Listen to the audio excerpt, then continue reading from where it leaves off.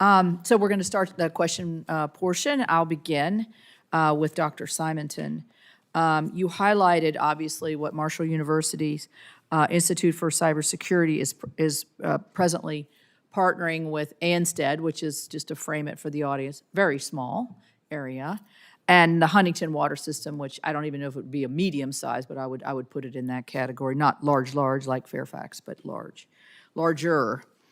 I was interested to hear, and I heard this from the rural water utilities folks that came in to see me yesterday from West Virginia, the circuit rider, cybersecurity circuit rider idea through Department of Ag. So if you could frame out just briefly how valuable circuit riders are in general for physical infrastructure and for the smaller systems, and then how somebody dedicated fully to cyber, would you see it as a dedicated cyber? Would that be the best, or somebody who has that enhanced credentialing that could do both on the existing program? Thank you for that question. As far as the circuit rider is concerned, the university is already able, or we're moving towards supplying both students to do these things for utilities or others that don't have that in-house capacity. Mm-hmm. And of course, also with our National Guard units that we're training, and not just in water cyber, but in infrastructure security in general. So I would see, or we would see, these circuit riders as dedicated certainly to cybersecurity, because that is the need within the utilities.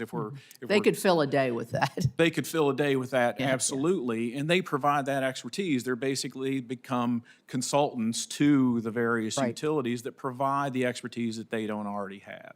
So that's how we would see those circuit riders, or that ability to provide that capability that the utilities don't currently have. So let's say at Marshall, since you're dealing with this as cybersecurity for critical infrastructure as a general rule, would it be, and I said in my statement, it can't be a one-size-fits-all, so would it be a parameters thing where you could then have it, as long technical assistance is what all three of you have said what really you need. You're not expecting the 1 and 2 and 3 person utility to be able to meet this challenge on their own. They have to have this assistant. Would it, like a framework for smaller systems that could then sort of be a plug and play type of thing? That's what we were trying to develop, is this scalable plug and play framework. Every system, of course, is going to be different, but the needs are going to be very similar. They're going to have very similar systems. They're going to have very similar threats. They're going to have very similar needs. And so we're developing this framework that can apply not just to water utilities, but across infrastructure. Right. And so that's, again, it's providing that in-house expertise that they don't have. All right, good, thank you. Mr. Oderman, we're talking about rural water systems here, and the unique challenges of the systems in rural areas. And we all know that if you can get into one system, a lot of times that can lead you to another system, so the vulnerabilities.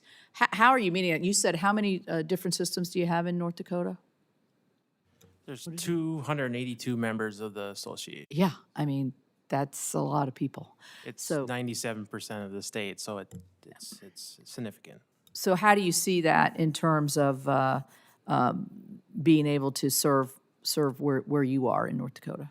The Circuit Rider program? Yeah. Mm-hmm. The Circuit Rider program is single-handedly the most successful built-out program that I see in our state. It's mature, it's well documented, the deliverables and administrative stuff is set up already.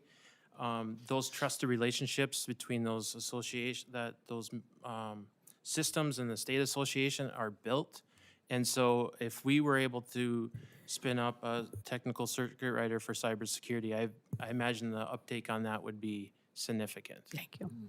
I want to talk about the workforce challenges, because this is something I've been interested in, and several bills in the past have put in some availabilities for workforce development as our aging, as I see in West Virginia when I visit utilities, our general managers or who are all utility kind of, they do everything, from fixing the leaky pipes to running the system to doing the billing to get everything.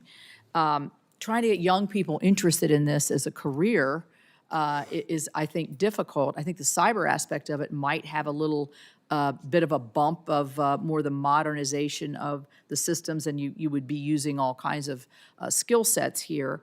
I know one of our water systems in the audience has used like an apprenticeship type thing where you would start in high school, coming to the utility, not even really thinking it's something that you want to do, but make a little bit of money, and then next thing you know, they're full-time employees working. Have you had any experience with that, Mr. Dewhurst? At Fairfax Water, we do take a pretty aggressive approach with summer internships. Because I think what people don't understand, it takes many different types of skill sets and different types of jobs to run a water utility. So this gives students a chance to really see what is involved, even in the cyberspace, even in the technology space, laboratory, whatever it may be. So we think that's a great approach to getting people introduced to the industry and to have a long-term career. Okay. Senator Whitehouse.